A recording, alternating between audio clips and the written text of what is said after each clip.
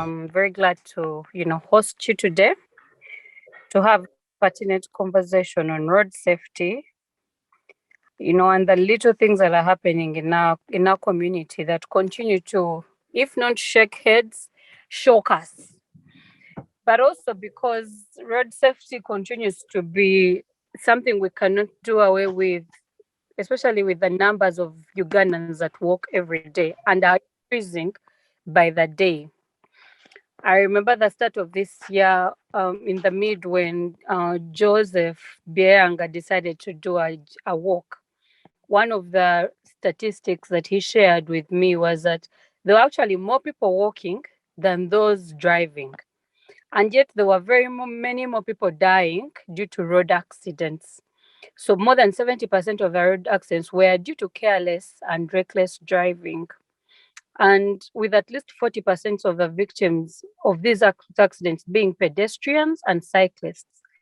And so the numbers are telling of what the journey looks like for us as Ugandans in achieving road safety, but then also in making sure that the citizens are aware of what their mandate is in making the roads more safe for all of us.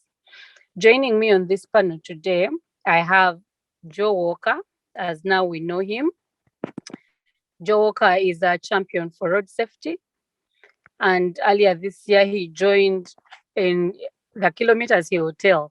I don't want to mess up the statistics for him, but he walked from Kampala to Bushenyi in raising awareness to issues of road safety. And welcome to this panel, Joseph. I want to just hear your voice just to know you're in the house. Hi, good morning, Gloria. Good morning, guys. How are you? We're good. Welcome to this conversation. The other person on this call is C.P Inspectorate of Vehicles, Engineer Waiswa Patrick. And as such, he's in charge of that department that looks at, what are the vehicles in good condition, are the DMCs, the things that make cars work, are they, he constitutes that inspectorate. I want to also welcome you to this conversation, Engineer Waiswa. It's good to have you here. Yeah, good morning, Gloria. Good morning. I have ASP Joy Nyombi. He's OC traffic Chira Road. Chira takes where I am right now is Chira. I'm in Namgongo, and I'm having this conversation on one of my favorite roads. That there is a traffic officer on this road that makes traffic work. And so when I see OC traffic Chira Road, I am very glad to have a conversation with you, more or less to also say Chira Road is one of the most organized roads in traffic management. Welcome to this conversation, ASP Joy Nyombi. All right. And maybe last but certainly not least is Goodluck Musinguzi. Musinguzi is Goodluck Musinguzi, managing director I am a journalist. With Chigezi News. Yes, and I've worked with Joe Beyanga so many years ago. We started Monitor FM. So that is nice to hear. And so today we want to talk about road safety, but more importantly on what we can do going forward to address the issues that are happening. And I want to begin with you, Mr. Musinguzi, especially because the media covers the stories that we see. And so the headlines that we talk about are things that, are front page. They're usually front page. A lot of the accidents never make it to page 3, page 4, meaning they are very critical and they're very important for us to talk about. In shaping, idea and news literacy for us as consumers, what agenda has the media played in helping us address road safety as citizens of Uganda? thank you very much. I think the media has not set the agenda. Apart from this year when we have Joe Beyanga start that journey that I followed on Twitter every day, every hour, I wanted to know what was happening. I thought that even the media never gave him the coverage that I would have wished to see the issue of road accidents being given the attention it deserves. If you remember very well, I just moved to Kampala, but those years when I was still working in Southwest, that's Kabale. One day we woke up a bus from Rwanda, because the other side they use right, we use left.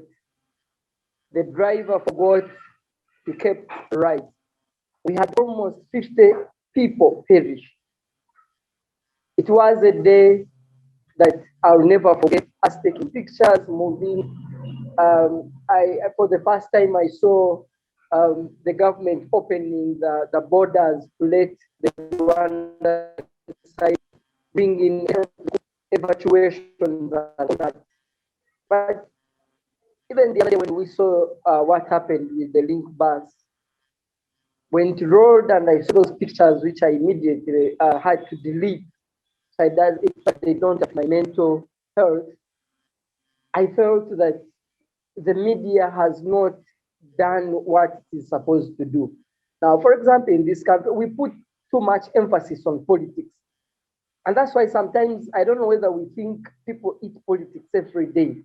But I can assure you, our roads are the most danger we have. For example, the traffic people will be telling us, when I went to driving school, they said a road talks, meaning a road must have these marks. For example, most especially the outer white lines, where when the vehicle tries to veer, there is a sound that is made. So some of our roads, let me not say most, but some of our roads, which are tarmac, are not well marked. So that means the driver just does whatever they want. I drive, but I also walk most days. I can tell you, when I'm walking on some of these roads, I go this. I am trying to, in Kampala, people will find you on the pavement. I have used some. There is a road towards Uganda Communication, like UCC. The road is not paved but on the side of the road, but you will still find motorcycles pushing you off. And I sometimes ask, you come near the Electoral Commission in Kampala, in the city center. There is a soldier, there is a policeman from counter-terrorism who sometimes keeps that place a bit safe. But there are times when these guys just literally push you off. So the other side, they are running out from the cars. This side, they are using the pavement. So what should we use? So for me, as a person, I want to blame the media where I am, that they should have done much more. Um, uh, that they should highlight this thing every day. The one other thing that scared me most, I was watching TV like a night before or the other day, and the traffic was able, the cameras were able to release some of the pictures where we have seen nasty accidents. I remember seeing one and I shouted, and everyone in the house shouted, because I was like, what? It was like as if someone was kicking a ball. And I was like, is this happening in this country? So yesterday when I was in town trying to entering the golf course, coming through that very app, I was just scared, and I was like, okay, can this happen to me? So the media has come up and put this on the agenda. And I know Joe, he works with Nation Media. He has a say. He away from whatever he did for us to put this on the map by walking. I wish he also goes in these newsrooms, in those meetings where he can influence, so that at least Nation Media can start this and give us losing people like this. When we look at the statistics, I don't think COVID killed people like this. I don't think these other diseases are killing people like this. Even yesterday, I saw the other day, 70. No, it's unacceptable. But the media has chosen the same things, talking running politicians. Oh, lastly, my other comment is that whenever I'm driving up country or in Kampala, you see there are these centers which had been constructed. We were told motorists would pay some money to the vehicles for checking. For some reasons, again, the voice of reason never worked. Politics worked. These centers have not. When we are driving some of our cars, I'm not a mechanic. So I don't know whether everything is fine. We need to have these centers work. Otherwise, Ugandans are going to keep dying. Thank you very much. Thank you, Mr. Goodluck. And maybe let me bring Joseph in there. We've had campaigns constantly on road safety. We had the Twedeco campaign, and then there was a wear your seatbelt campaign. And then we had, your awareness campaign on road safety, the walk, and also along the way, you guys designed zebra crossings for pedestrians. And constantly, these campaigns not only raise awareness, but also bring us to the reality that people actually are listening, but along the way, something changes. Even when we have roadblocks on the roads, along the way, something changes. And I want to bring you in there to help us understand the role of these campaigns, these awareness trades, but then also of road education, because it's also part of campaigning and awareness. What is their role in helping us ensure that we have safer roads, but then also usable roads for all of us? Thank you, Gloria. There are two issues you raise, and I'm saying good luck. Thank you for your kind words. What we've experienced over the ages in the last decades that we've been in the media, you and me have been in the media, I would really like to plead guilty on behalf of the media. What we've been covering are incidents, road incidents, that an accident has happened, 20 people injured, 5 dead and all that, but not doing road safety awareness. Yes, Gloria, there are a few campaigns which have been done, and I appreciate different organizations that have stepped in and tried to close the gap. And some of those campaigns have had an impact. You talk about Twedeco that has been running on NTV for the last 3 years, and Vivo and NTV doing that. And then you talk about what NMG did, Nation Media Group did, Stay in URM from 2018. Up to a time when we went into the lockdown, naming and shaming errant drivers. That also had its impact. So a few campaigns have had, then before that, I think early, should be the late mid 2000s, which was Arrive Alive. I remember, I think it was 2005, 2006, by the different groups which are different players in the area of road safety. Those campaigns had an impact, and what they had most was shock and awe. They live in shock. But then what we missed working on, which is the biggest cause of road accidents or road crashes at the moment, is driver behavior. If you look at the major causes being reckless driving and careless driving, accounting for 71% of road crashes, that stems right from driver behavior. Secondly, enforcement. Thirdly, if you look at our drivers and the driving schools they go to, there was a report that was done by Road Fund recently, which indicates that 19% of motorcycle riders had some formal training before they started riding their bikes. And 49 learned from a friend. I don't know where the other percentage learned from how to ride their motorcycles. So we have a lot of issues on our roads. One, driver behavior. It's just a menace, and if you look from the walk that we did from Kampala to Bushenyi, the 342-kilometer walk, you see everybody wanting to be a king on the road, everybody wanting to be a law unto himself, and most notoriously guys driving government cars or cars that belong to government parastatals and all that. And then you come in the city, it's the same story. You have anybody driving a government car driving on the wrong side of the road. Even when they are alone on the road, they still want to drive on the other side of the road. Everybody feels more important than the other. The other day we had the commandant of Kampala Metropolitan Police, traffic commander, Mr. Rogers Insereko, saying, you know, they are on the road and they are stranded because the guy is driving, is in he has escorts in the car who are ready to shoot. And the guy said, what do I do? Do I preserve my life, or do I stand in there and try to intervene and stop them and then I'm shot? And shooting, indeed, we've seen it. We saw recently the military police guys manhandling a traffic guy, and all the UPDF came out with was just basically lip service. We are yet to see action. Before that, we had an incident of the soldier, is in Mogadishu or something like that.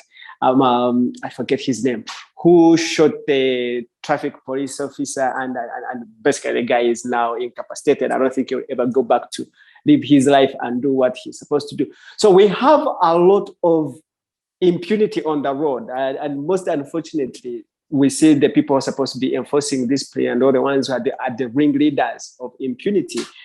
We have a media which is not fully, there are some groups which are trying to do education and sensitization and teaching the media on how to cover road safety. But the media, what we know best is how to cover incidents. We've not been good at doing road safety campaigns and doing road safety awareness. And the media would argue that that's not our role, but at times we need to just stop and look, what are the issues that affect us? And then we have different campaigns, but different campaigns also, at times, they get hampered because, yes, individuals can step in and mobilize resources. Individuals can use their personal resources. But we need to ask questions. We have a whole government department. They have a commissioner in charge of road safety. What are they doing? We have the police supposed to be doing enforcement of the traffic laws across the whole country. What are they doing? And then why do we have arms of the government working against each other when it comes to road safety? So those are some of the areas we need to reflect on. And then on the individual basis, what is my contribution to road safety today? How did I drive? How did I conduct myself on the road? So those are some of the things we need to look at and then see what difference we make on the roads and save lives. Thank you. Very much, Joe. And thank you very much for raising awareness. I'm telling you, we were all watching and we were all following, and the impact was good. I mean, if we went through between Kampala to Bushenyi, at least we know how to track the different zebra crossings that you guys were able to put up. Let me bring in ASP Joy Nyombi, especially on the annual crime report that was shared from police recently, last week. And in the traffic crimes that were happening, the narrative was 42% increase was seen in road crashes. And that was from 12,249 in 2020. And so there was a shift to 17,443 road crashes in 2021. And that means it's either we are becoming more reckless, and that is what Joe calls individual, driving manners, or the roads no longer can accommodate the cars that we have. One of the two is happening. But then also, I want to ask particularly the mandate of traffic officers in helping us, address road issues and road safety.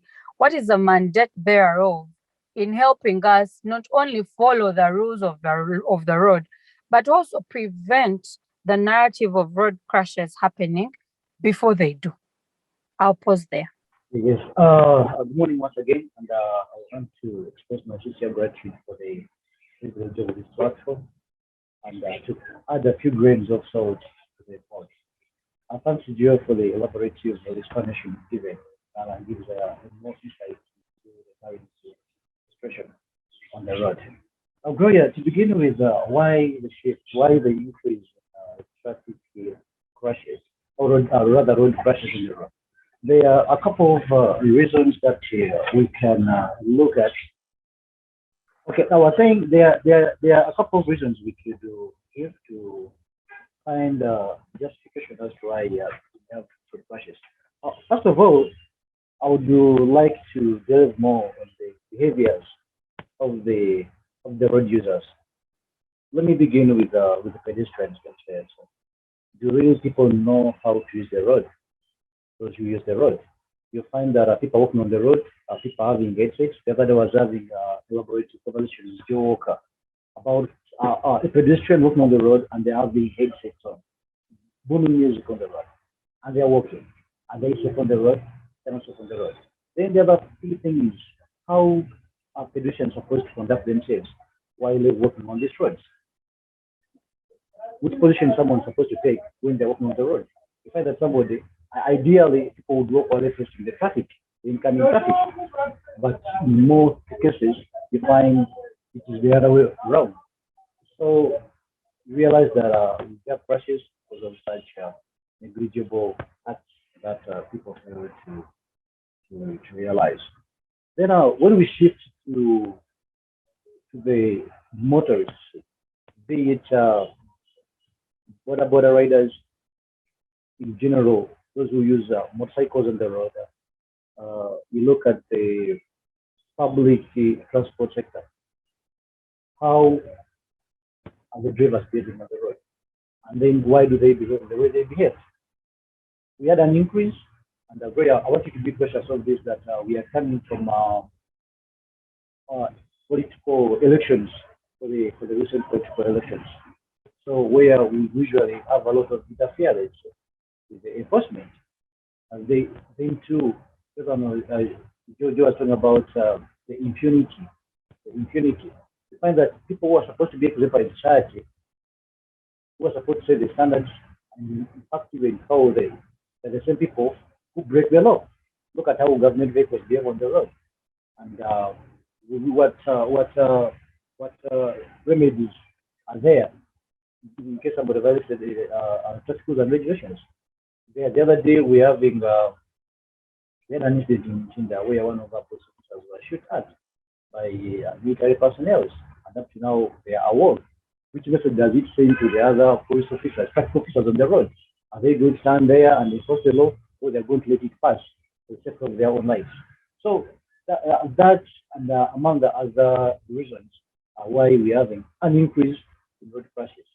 Then, secondly, the other issue would be the training and testing of the drivers before they come on the road. When people come on the road, are they prepared? Are they tested to confirm that actually these people are eligible to drive on the road? Like you're saying that a number of them they do get formal training on how to drive. Somebody just runs into a frame, teaches them how to drive a vehicle, so you know it, they're on the road. So realize that that makes the traffic accidents very inevitable. Then the other issue we could look at, apart from the behavior, could be the nature of our roads. Our roads aren't the best. Initially, we used to have a lot of traffic, a traffic jam and road crashes along the stretch of Northern Bypass before it was renovated and worked on, which is not the case now because the road is too wide and accommodate up to two-lane now a two-lane dual carriage for vehicles. So that helps to avoid things like head-on collision, not possible now. You cannot have that type of accident. So we also have to look at the nature of our roads, the potholes, the narrowness, if we are to actually reduce the numbers of road crashes. Then you asked me about the mandate of traffic. Article 211 of the Constitution of Uganda mandates Uganda Police Force to ensure that people are protected and their lives with law and order. And those are the main issues around which we follow our work. Make sure that actually those who are supposed to be on the road are the right people, are the rightful people to be on the road and use the road. Two, to check on the behaviors of the users. How are they behaving? 3, to enforce rules and regulations of the road. 4, prevent road crashes on the road. And then the other one would be to investigate traffic accidents. So basically, those are the main mandates for the traffic police. Thank you. Thank you very much. And I like to break it down according to the law. Let me bring in Engineer Waiswa, and especially just because I was reading around cars imported in Uganda, and the law passed that cars older than 15 years as of September 2018 were not allowed to be imported into Uganda. And that is a good move. But I want to talk about the fact that while we have, that ban, we have not had a critical dispensation of the older cars that were already found within Uganda. I'll speak for the matatu. You sit in a matatu and then most probably get into an accident with a matatu, and the person tells you, oh, my brakes failed to work. And a lot of times the conversation around cars is that they mechanically fail. The road accidents I've been watching on TV, either a tire burst and then there was an accident, or the brakes of a car failed to work and then the car turned over. And in inspecting cars and in making sure that cars are in good condition, what mandate or what can we do different in reducing on old cars that are within the roads of Uganda? But also importantly, I've seen cars that look okay, look normal, but they emit the worst gases. So the condition of the car and safety for people, because safety goes beyond accident, but even the air they breathe. What is your department doing in ensuring that, the cars that are coming on our roads, meet the standards of your institute, your inspectorate? Good morning, members. Road safety is a concern for very many stakeholders. We have very, very many stakeholders. We have the road users themselves, because those are the end users of the product. So Gloria, just sorry a second, Mr. Patrick. We can hardly hear you. I don't know if you can adjust something so that your voice is louder. Struggling to hear you. Okay, Or fine. I was saying, if you have headphones, you can remove. If you have headphones, you can use your speaker. okay, I was saying, are you getting me now? Yeah, much better. Okay, I was saying that road safety is a concern of many stakeholders. We have the road users themselves, because they are the end users of the product called the road. And then we have the government, which we have the regulators, the enforcers, and definitely those who are responsible for constructing of these roads. Then we have the business community, which has people like the driving schools, then also people who import the parts that these vehicles use, and others and others. Okay? Now, if you look at what we are talking about today, um, we are talking about the road and how it's used. I had my brother, whose name I've forgotten, he talked about the road being able to talk, that the road talks.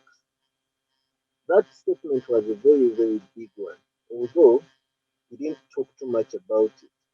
But before a road is made, the road is designed on paper, and it is designed by engineers, surveyors, architects, researchers, environmentalists. All those come together, and then they say, let this road be done like this. It should have a corner here. It should have humps here. It should be made of this. It should be made of this material. It should blah blah blah blah whatever. And then all that information is put into a road sign. Now, for example, if the designer of the road at that time realized that a vehicle at this point of the road should only move at 50 kilometers per hour. Hmm?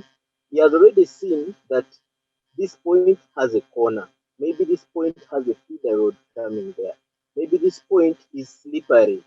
Maybe this point is everything. So he puts a road sign to communicate that drive at 50 kilometers per hour.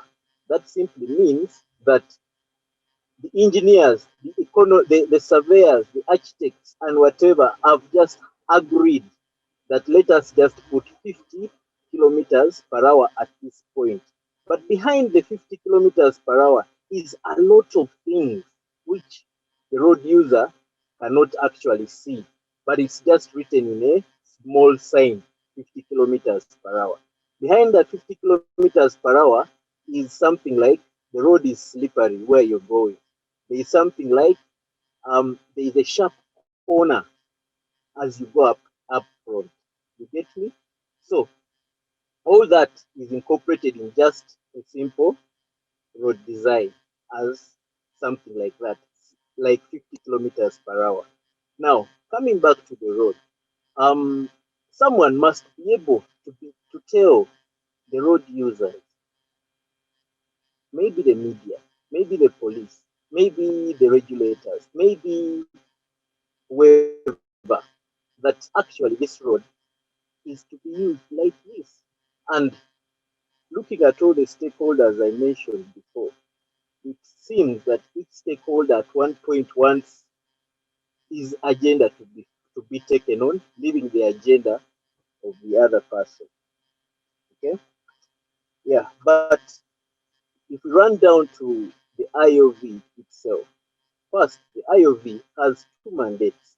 One is to do the driver testing of the road users, the drivers themselves, and then again to inspect vehicles which are going to be used on the road.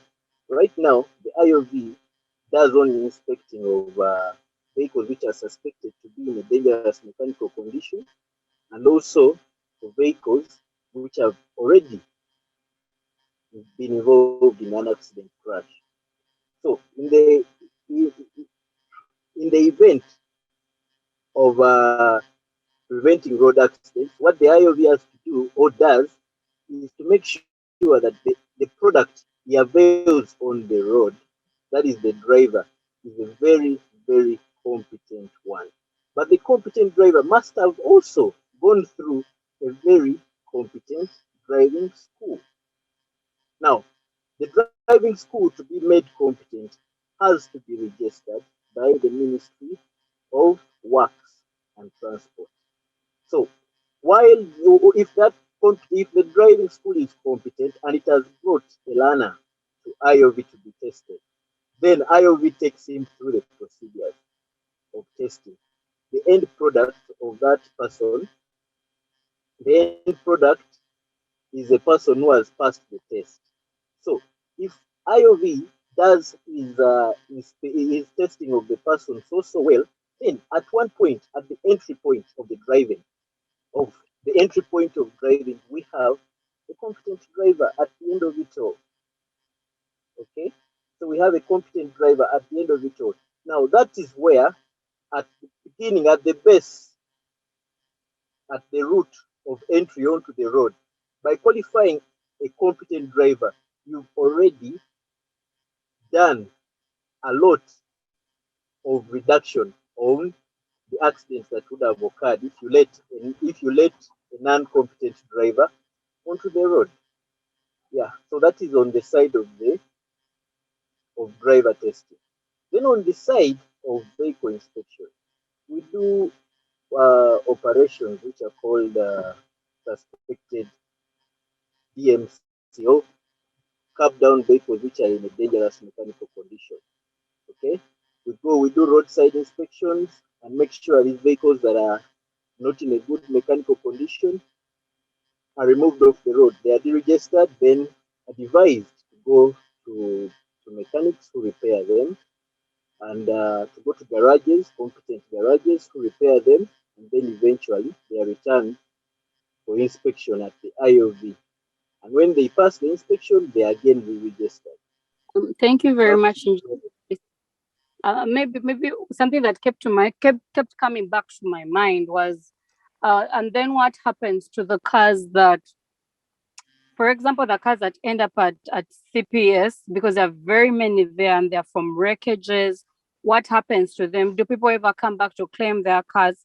How are they disposed of? Do they stay there for the long haul? Okay, that is about accident investigation. Okay, the vehicles which are left and the owners have not claimed them are normally disposed of through auction.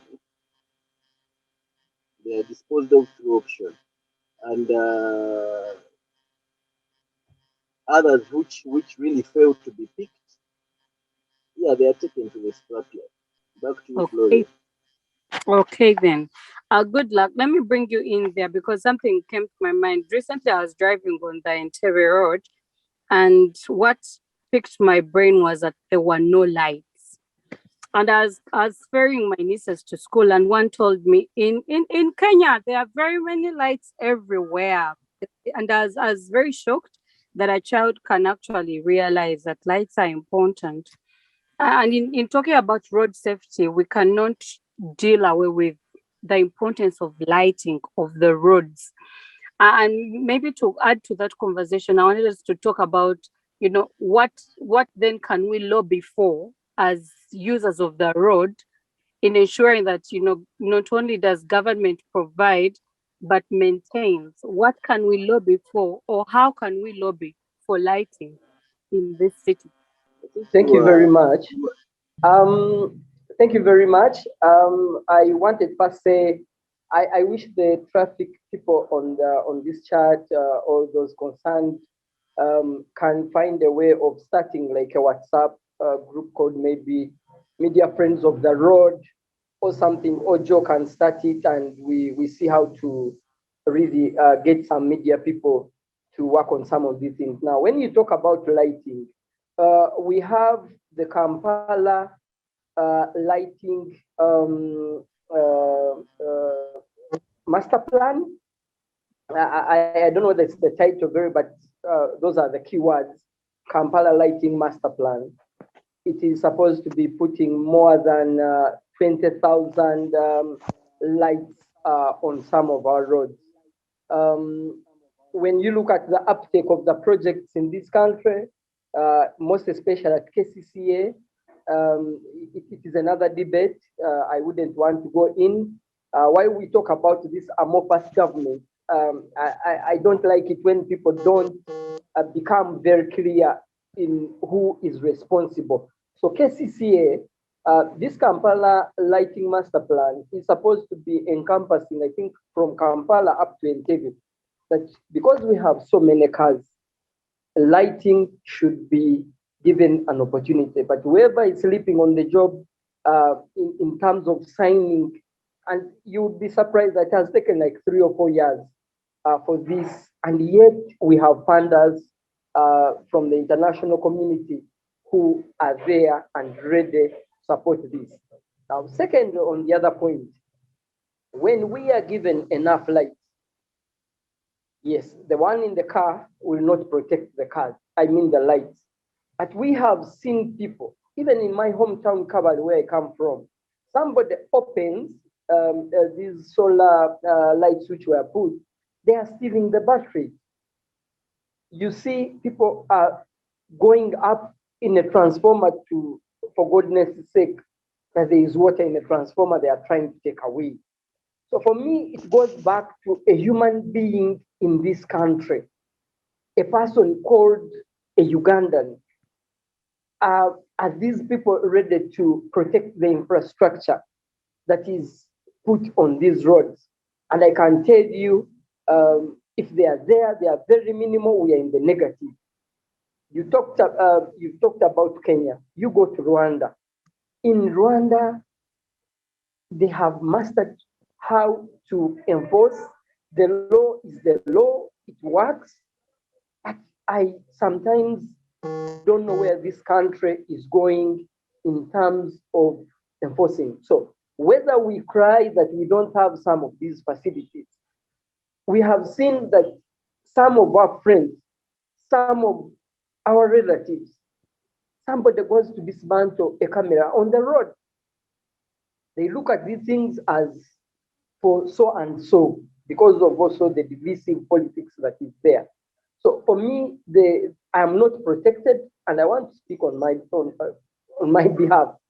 Like when I walk, when I get out of my house and I'm going to the road to use the road, it's like as if I'm not going to come back home. The traffic police are overwhelmed. Those who try to insist, enforce, we call them names. We think they are very bad, yet they are protecting. So then the media, when we have accidents, that's when you hear the media come. But I can tell you, give it another week, we shall be on another topic. So I agree with you that we need to improve lighting on the roads. But the local government, especially KCCA, which is attracting all these funds, is not doing their work. Then lastly, I wanted also to talk about investigative journalism. If it can come in the point of when the IOV is clearing these people. What is really happening is different, very different. And I want you to do a quick research. When you go to some of these schools, a Ugandan is desperate to get a driving permit. So they are told, you know what, the IOV wants some money. They name the figure. The person gets the figure.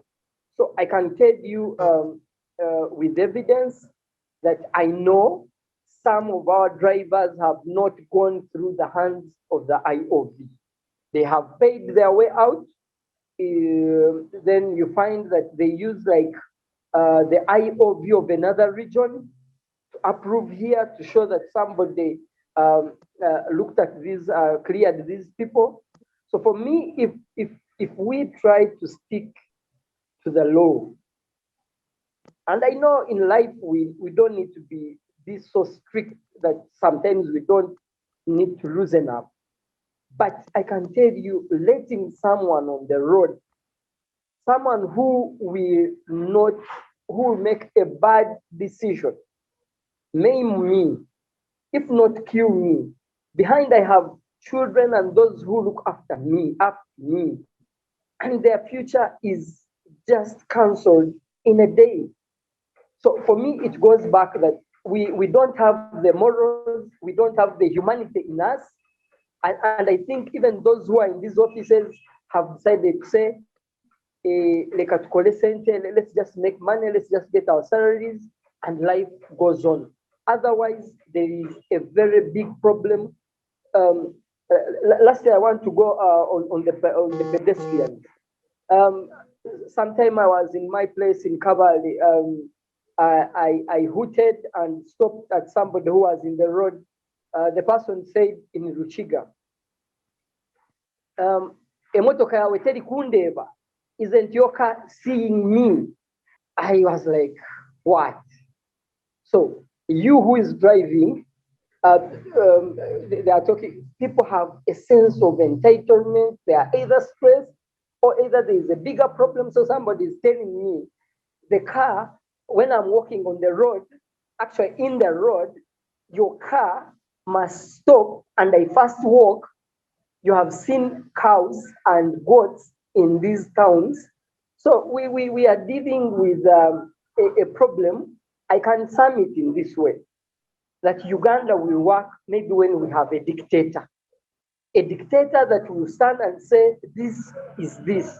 But the way we are too soft on everything, and yet you don't know who the next victim is. The Kasese bus, the bus which was the link bus. Yes, at first I didn't know that I knew somebody who was there. Until recently, when a colleague, a journalist, called and said, Dad has died. I was like, what happened?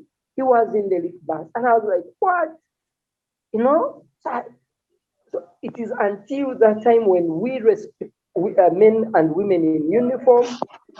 Lastly, I would suggest also that either they are given guns or they are given escorts, that some of these, what I can call kamanyiro, can stop. Otherwise, we are going to die. We shall keep talking about statistics without a clear way forward. Thank you very much. Thank you, Goodluck. Joe, maybe what Goodluck really stresses is the mandate of the person, that we cannot talk about rules and regulations if we do not deal with the individual mandate. And I love how he stresses it, because it says, whether we talk about rules and facts and figures and statistics, if people individually do not seek the need to be safe on these roads, then, we speak to air. But I want to bring you in there, especially on pedestrians, because I walk sometimes when I get the chance to. And the most critical part in walking is that you now start to look to, where do I then pass? And a lot of times, even the pathways that are there, find borders and cyclists using them. So how can we plan better for pedestrians in how they use our roads? But then also, how can we deal with our individual impunity as much as we check the state and security agencies' impunity? Thank you very much, Gloria. Just before I come to your question, my brother, Goodluck, don't lose hope. Don't lose hope and start calling and wishing for a dictator. We've had dictators before, and we don't want to get to a worst scenario. They may help us on the road, but they may not be good for overall governance. What we need to work on are issues of governance, and somehow I believe we will restore order. What you have happening on the road is a symptom of breakdown in other aspects of life. So we will get there. Tricia, on your question of pedestrians, I was just looking at the slide from the police report of 2021, and say the categories of persons seriously injured by and its categories by road user group. You have pedestrians. 2021, we had 2,377 compared to 1,511. That's a 57% increase on the people who are affected on the road in the category of pedestrians. If you come to Kampala, there are very, very, very few roads that have clearly gazetted and marked and nicely paved pedestrian walkways. I've had, from my walking experience, at least I do up to 60 kilometers a week, and I don't like walking on the same road. So I do a variety of roads, and I walk at different times of the day. One, to just a different experience, but also as part of my life as a road safety activist. What's happening? I need to go and experience it. Most of our roads, there are many issues. Most of our roads, and the number of people who walk in Kampala. The last report, which was done by World Bank and different studies, we have more than 50% of people in Kampala walking. And away from all these studies that have been done, just look at our roads, public transport, the vehicles on our roads and the public transport, and how many people use public means of transport, and how many people actually travel in these many cars that we see stuck in the jam. Most of them, at most, they have 2 people. But when you come and look at different organizations, I have the benefit of working with more than 300 people at Nation Media Group. And when you come to an office like at Monitor, Daily Monitor, and you find a good percentage of us, actually we walk, not as who are working for exercise and other, but we walk as a means of transport. So if you find an organization like Monitor, people can't afford, using cars or, driving or whatever, and find walking as a means of transport, you clearly know if the majority of the 4.6 million people who are in Kampala at daytime, majority of us are pedestrians. We are walking from one zone to another zone, from one division to another division. What's the KCCA authority doing to ensure that actually the majority of your population are safe? You talk of pedestrian walkways, they are existent on very few roads. And even where they exist, some of them have been turned into parking. You know, you go to Rumumba Avenue, that's up above Nakasero, just below Nakasero Road. And Nakasero Road, the pedestrian walkways are parking slots. Where's cases here? Where's the police? Where's law enforcement? Law enforcement, you come, even when law enforcement tries to come in, we've seen countless number of photos where you find government cars driven by trained police officers are the ones parked on the pedestrian walkways, are the ones parking in the green. So the issue of enforcement and breakdown, Goodluck was asking for a dictator. I wonder if you have dictators who implement their things through soldiers. You have the soldiers and the police are the ones who are abusing the laws. So I wonder how a dictator will help us. What we need is just individual, as an individual, Goodluck, sorry to your brother, your friend who lost the dad in a road crash. Yeah, these road crashes are real. Each one of us have been affected in one way or the other. What we need to do is each one of us, in whatever we do, work to make sure everywhere we go, it is safe. The pedestrian walkways are safe. What we need to advocate for is go to KCCA, where are pedestrian walkways on every road, the ones which have been gazetted into parking slots. Get matplex to get out. The roads are not parking yards. Get out, let people use the roads for moving. And then if each public building is supposed to be having a parking for a minimum number of vehicles, where are those parking spaces in the buildings? We need to address different issues at different stages to make sure the roads are safe. It won't be just get walkways. Yeah, you get the walkways, but the unruly police officers who are driving these government cars and even individuals will go and park on them. But where's cases here to enforce? So each one of us at every point and everything we do, we need to make sure we are working hard when ensuring safety for everyone. But the issue about pedestrians, it's really dire right now. If you look at it, I've had the benefit of walking. I walk in the evenings. Very few streets are lit up, and even those ones which are lit up, their lights are stolen, as Goodluck was talking about. They're vandalized. And you find, they're supposed to be like 3 lights at one stretch. You find only one is working. And then you have thugs mugging people at night. So there are so many things that need to be addressed. It won't be just touching one issue. Then there's another issue which I had asked Patrick about the Inspectorate of Vehicles. There's something which there was an attempt by somebody to do SGS, inspecting vehicles. And yes, they did not follow the procedures and we never had an enabling law, so it was stopped in tracks. But 5 years down the road, what have we done if we were serious about it? If it was not just a money-making scheme, if we were serious about ensuring safety of the people and the vehicles they use? We know many stories. We've all used taxis where you sit in a taxi and you can actually see clearly the road. You even wonder where you are seated. Are you safe? Because when you sit in the taxi, you are seeing the tarmac, you are seeing the surface where the vehicle is moving. It's a DMC. They have no lights, they have nothing. You wonder, okay, where is the owner of the vehicle, first of all, individual responsibility? Secondly, where is the police to ensure? And then thirdly, whenever the police tries to kick in and do something, then you hear the politicians making noise. Excuse me, are you interested in dead bodies or are you interested in offering a service to people? Those are the many issues we need to address. Thank you very much, Joe. And maybe ASP Joy will take up some of the questions that you ask, but also in taking up some of those questions, I want him to help us also understand critically, how then can we plan for road safety, particularly also in the night. I want to particularly talk about the bypass that has become, a lynch place or a murder place.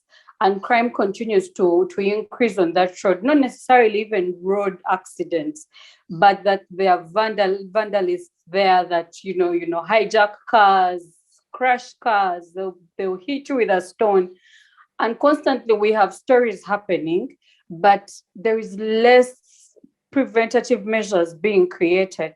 How do we plan better for people that use these roads to be able to, survive crimes like that? But then also, how do we stretch ourselves? Do we need to have more traffic officers? How do we stretch ourselves to have traffic officers work not only in the day, but also later in the day, or even stretch them up? Because you can find one stop that has 5 traffic officers, and then you have another stretch that has no traffic officers, which would even be helpful if they were there. So how do we stretch ourselves to accommodate, the points that need us to be critical, but then also the areas where not necessarily are road accident prudent, but more of, hotspots for vandalists, for thieves, for murders, that are also part of our need to have safer roads. But then also to talk about the key issues Joseph raises in his submission. ASP Joy. Thank you so much, Gloria. I would like to venture first. I concur with what Joe talked about. Also the customary uses of the road space for urban transport. Gloria, I realize that many communities use the road space for urban transport and those which conflict the road safety goals. I'll give you an example. In Uganda roadside commerce is interest and an important element in the economy. For example, if you take a look at Karere, I don't know if you've been to Karere, why it's that stretch. Realize that people have set up stalls in the middle of the road, which increases the risk of road crashes. So we need to have a political will to propel the direction which we are supposed to take as a country to ensure that we have road safety. Then the other thing we can do proper road designs. Proper road designs. The road should always have at least 2 lanes on the side, divider in the center. This will reduce the road accidents by a good number, and the divider will prevent any collisions. For example, when you come to Southern Bypass, when you go to Civic Express, realize that the roads are more safe. Then the maintenance of the vehicles, the vehicle owners and drivers should always maintain their vehicles in top conditions. The brakes, the tires, and other components of the vehicle should be replaced and used as necessary. And that is an individual initiative. We should talk about road safety and how best can we reach the desired standards. It's a multi. It goes for different stakeholders to pinch in. Then we also have to look at the well-being of the road users. For example, you find that most drivers don't get adequate sleep, so which affects their concentration on the road. Then avoiding distractions, you always to give utmost attention while they're driving. Avoid loud music in the vehicles when they are moving. Then for pedestrians, should be careful road crossing, which should take into consideration. Take due diligence before the road cross from one side to the other side. Then we also require to have traffic signals. They should be installed wherever there is a hazard traffic. And this will reduce the confusion in the road accidents because traffic signals will help in the vertical movement of traffic. And this signal should also have an increase in the CCTV camera facilities to identify those violators. So yeah, I'll give you an example. We have CCTVs in Kampala, and we have a system which is called the automatic number plate recognition system, where we identify careless drivers on the road from one point, and they are being apprehended at that point. So they are very helpful of them. Then strict scrutiny before provision of driving licenses. This should be undertaken for issue driving licenses to new drivers. New drivers should undergo tough driving exams, written exams to filter the inefficient drivers, and also the drivers should undergo proper and frequent medical examinations for the diagnosis of diseases like epilepsy and heart diseases, so to slow down those crashes.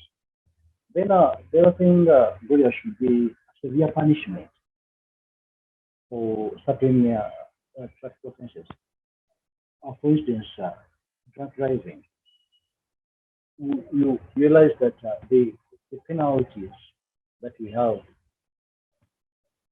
either people are used to them or they don't cause a direct effect on the offenders and on the other persons crossing the due process.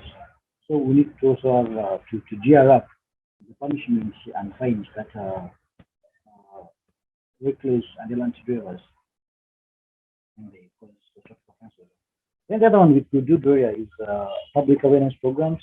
The government and specifically should organize public awareness programs to educate civilians about the importance of road safety, and also the public should be made aware of importance of medical care and in the case of traffic accidents.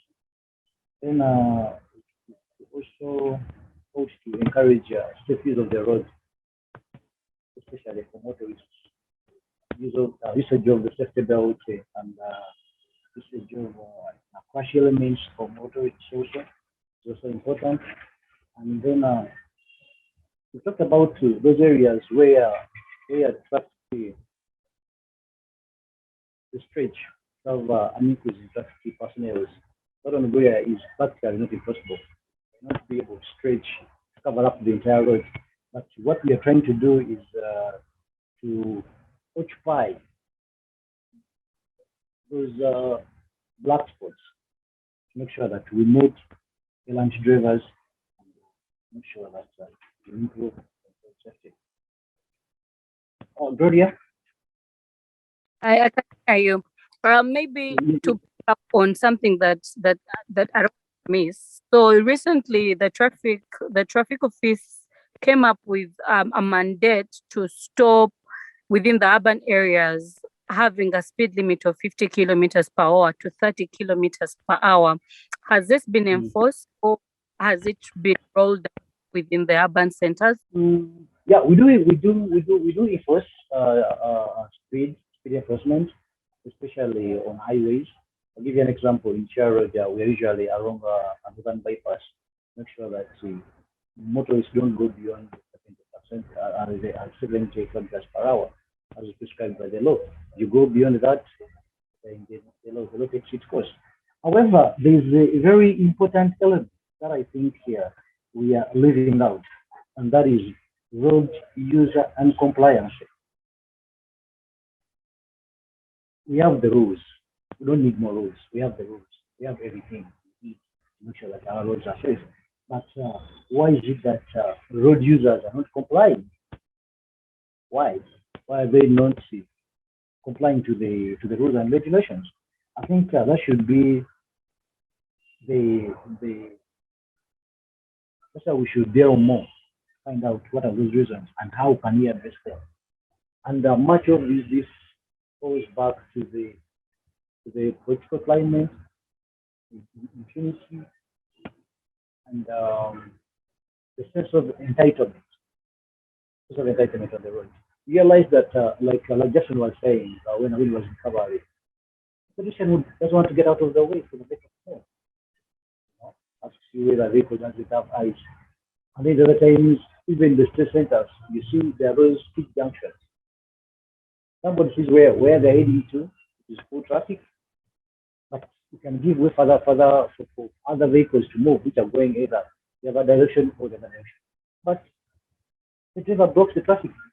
You can't give way to the others. Why? Why do we still continue to have this kind of behavior? So I think we should shift our attention and done more on moderation of behaviors of the drivers to make sure that we make our roads safe. Because I do believe we have the rules, we have the enforcement, but there's something lacking there. Thank you, ASP Joy. Engineer Waiswa, I think to pick up on ASP Joy is saying that we have the rules, but we need people to follow them and to adhere to them and to deal with the impunity within the people. I want to, particularly talk about the borders that we have. When you walk into the city center, it is almost a replica of India. Every other time I'm driving, it's city, I think of India because of the storm of borders that are within. And as IOV, I am particularly curious to know what the plan, not only as IOV, but is there any plan between IOV and KCCA that plans for the city to have, a regulation of how many borders get within the urban centers, but also to inspect if the borders that we have on the roads, meet the standards in regards to road safety. So what's a plan thereof? And as they change the city roads, as we have an extension of the express and the roads are widening, do we plan to have designated areas and spots for where the cyclists can pass? Are we planning beyond, having them being imported and being on the road? What's the plan? For borders, their regulation in the city center is entirely urban authorities to handle that. But for their discipline, it's still the urban authorities and the police to engage, and then sanity comes back to them. But again, these are people who have been spoiled by birth. So we are just bringing them back slowly by slowly. Remember, many of them actually have not been engaged in any form of driving school. Many of them have not gone through formal training. Someone just sells his father's land, which he left. Please go on.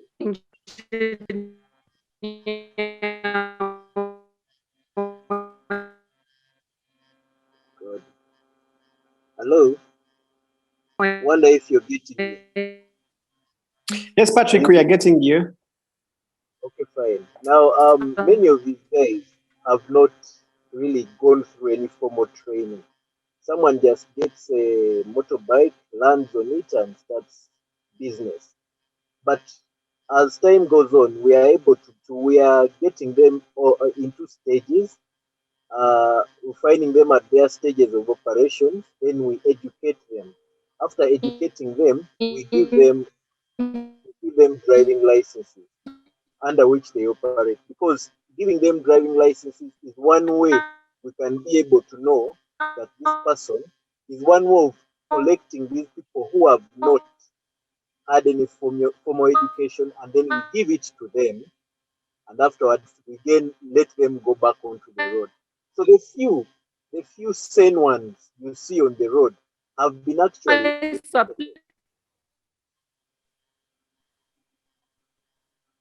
Hello? Are you getting me? Yes, we are getting you, engineer. You're loud and clear. You can come. Yeah, so I was saying the few you see who are sane, they have not escaped police training or a formal institution training. You've seen how those that were operating under the safe border business were operating. You would find they would wait at the traffic lights while others don't wait, because the others who don't wait have not had that kind of. Go on. You're getting me? Yes, engineer, you come. You are loud and clear. It is Gloria who has the Yeah, so those that have not good formal training, slowly by slowly, with our enforcers, we reach them, teach them, then eventually, again, encourage them to get driving licenses, because that is the only way we can be able to know that the person whom we have on the road is actually the person meant to be on the road. Then on the issue of these borders being in a safe operating condition, yes. Engineer Waiswa, before going further, I would like to make a supplementation on what you just submitted. Right now, there's a program by the government of Uganda under the Ministry of Works and Uganda Police and the Ministry for Kampala and KCCA for border training within Kampala. And the same has been ongoing on at Chua Road, playground, right next to the police station, where borders have been taken the formal training. So I think by the government doing this, increase more on the safety when you have those motors operating on the road. Can I have that point again? I didn't get you. Okay, I was making supplementation about training, and 3 months ago, the government of Uganda, in conjunction with KCCA, Minister for Kampala, and Uganda Police Force, there is an ongoing formal training for border borders at the Chira Road playground. Another set of training is at the Wankulukuku playground for border strictly. Formal training, and I believe at the end of this course that they are undergoing, we are going to have a change in behavior which will make our roads more safe. Thank you. Thank you for that supplement. Engineer Waiswa, I think even wind down, you give us your parting shot on what the way forward can be in our push for road safety as well. Yeah.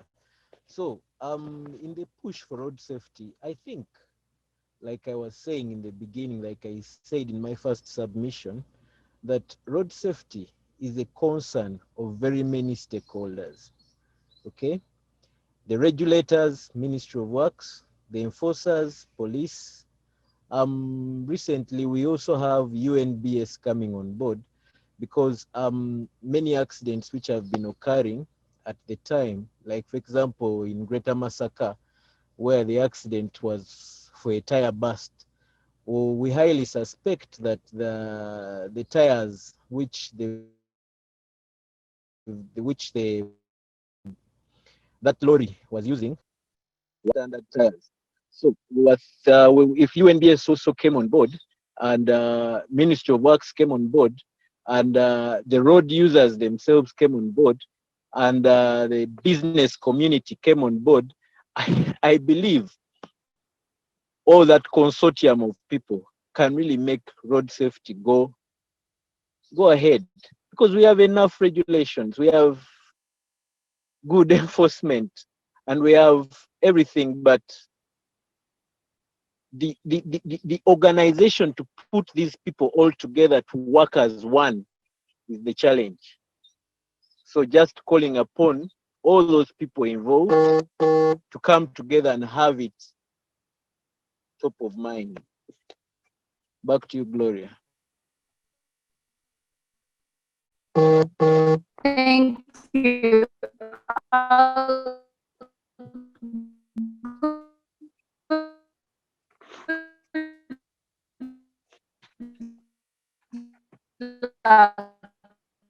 In your parting shots,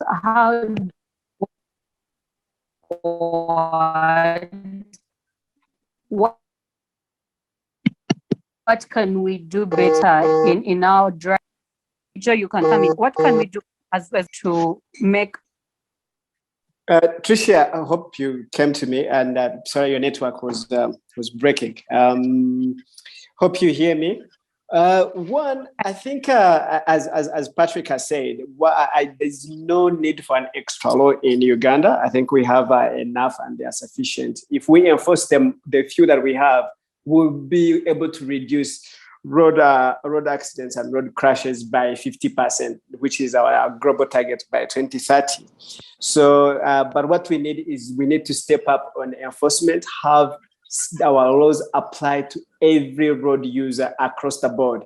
This business of VIPs, the untouchables, the impunity and all that need to just come in and just rein in. We know the people who have right of way, who are entitled to right of way, and just ensure it's that and that alone. And then we need to step up on the area. Sorry. Yes, Patrick. If I could chip in on the issue of the untouchables. No one is untouchable. If you want to see that no one is untouchable, use the Southern Bypass. Everyone pays. Okay? At the road toll, everyone pays. Even if you're which minister, you which what. So you pay. So there is no one who is what? Untouchable. Back to you, Joseph. Yeah, but Patrick, we've seen guys driving on the right side against their oncoming traffic. We've seen them. Don't you see them every day, or I'm on a different? No, I see them, but I'm just trying to put forward that it is possible. If it was possible on the Southern Bypass, then it can be possible elsewhere. That's what I'm trying to put forward. I appreciate that. Joe, if I may chip in also, I don't think the problem is enforcement. The problem is to have the right political environment for enforcement. Okay, I hear you. The right political environment that allows proper enforcement. Perfectly. Thank you. And then the other bit we need to work on is we saw the report that came from Uganda Road Fund talking about the borders, the motorcyclists. I like what the police is doing with KCCA. Get them educated, but first of all, those who are not who don't qualify, get them off the road. We will not have a crisis. I'll tell you, most people here in Kampala, they use borders for a journey of less than 1 kilometer. Take the borders off the road, standardize, make sure the only qualified ones who are competently well trained are the ones who come back. It would be a quick and easier way to regularize that industry. We need to stop cutting corners. We are cutting corners with lives. These are people's lives we are playing with. Then the other issue, and more important on the issue of pedestrians, is we need to rework our infrastructure, make the infrastructure serve the people. You have more than 50% of your population in most urban centers walking, but the infrastructure does not reflect that. Yes, we need infrastructure for vehicles, we need infrastructure for cyclists, we need infrastructure for every road user, for every user. I'll tell you, I feel sorry for our friends who are disabled and all that. How do they move in this Kampala? Those who don't have cars. It's a nightmare. So when you look at these numbers of people who are getting affected in road crashes, the percentage of pedestrians, it's just horrendous. And when you look at it, you know, we all know the impact a road crash has on people, on an individual member of your family. Most of the time, the people who are moving are the family's breadwinners. And when you take them out, you're affecting many lives. And then the other issue, which we never talk about, is we register them in our records as those who were injured, but we never follow up what happens to them. As you heard from our brother Goodluck, somebody just passed on 3 weeks later. So those the people who are injured, how do we respond to them when the accident happens, when the crash happens? How do we the first time response? Red Cross is making a good attempt, but how can we empower the police, which is even more present than Red Cross, to make sure they do better responses to the victims of these crashes? I believe we can save more lives and make our roads safer and save more lives. Thanks, Tricia. Thank you very much, Joe. And you do raise critical issues, especially on first responders and how we can save more lives when such accidents happen. ASP Joy, in 3 minutes, in your parting shots, what's officers, what's your way forward in ensuring road safety? Okay, I was saying that road safety is an issue of national concern, considering its magnitude and gravity and the consequent negative impacts on the economy, public health, and the general welfare of the people. This calls for everybody to pinch in. All the stakeholders should come on board, and we all should in one direction. We shall not secure our roads if police does not do what's supposed to. And police, we are like I was saying earlier on, we should create a good environment for the officers to enforce the law. The laws we have are adequate, and then our roads should be safe. Then the other thing we should be to engage the community, continuous engagement in the community at the grassroots levels about the responsibilities and the importance of the safety. Once we have that on, I think we are good to go. Thank you. And thank you, gentlemen, for joining this call, but most importantly, for making a case for road safety. Constantly, I know we will be, individually, we will have a mandate to daily, so that, there is awareness on a personal level, on an individual level. I want to also thank the people from government. You do an exceptional job. While it looks like it's far from over, progress is very in report. Good luck. I'm going to. No, I didn't getting you. Maybe in 2 minutes, what your parting shot would be as a citizen and as a user of these roads. Thank you very much. Sorry, I thought you had forgotten about me. My take is on attitude. Every other day I'm on the road, I always say, what if he waited a few seconds, a few minutes, so that the other person goes and we don't see us as a country losing a life. I want to also remind the officers we have that when Masaka Road became a problem, they put Fika Salama. It is, I have not used the road with COVID. When COVID came, I don't know much more about the road. But when Fika Salama came, it gave us another way of thinking that it's the problem starts with us, the drivers. That people were driving so fast, but because they know there is someone at a certain checkpoint to know why the bus has used 30 minutes instead of 1 hour, Fika Salama has helped reduce. If you remember the statistic on Masaka Road was more than 2,000 people dying between Kampala, between Impiji and Masaka, and we reduced that. So for me, we can advocate for such on these other highways, so that we don't lose our people. Well, the other thing I want to propose and to ask to see whether every one of us can push is that the attitude of the taxi drivers and the border guys, the riders, I don't know, they bring too much fear in me that I don't want to be close to them. This is someone who just stops anywhere to get a customer. So for me, as you train, if we can work on their attitude to show them that there is a life to live, even when they have left the border business, but not to have an attitude of, you know, the way they question people on the road. They are the judges, they are the prosecutors. In case you know what they have done on these roads, they have killed people. You just ever get a problem with one border, you see how many will surround you, whether you will survive. So it becomes a very big problem that it brings fear now. Now to the police drivers, even them when I see their cars, I know anytime they can push me off the road. I don't know what has become, why people can't wait in the jam and they respect other people, or they use alternative roads so that we can, as Joe was saying, we all feel safe when we are using these roads. I remind again the media that you are putting other things, you are setting the agenda on different things. Let's set the agenda on road safety. I remember, Joe remembers, we lost, we have on Ginger, Kampala Road, we have a monument where we lost even ours who crashed when they were coming from Nail breweries.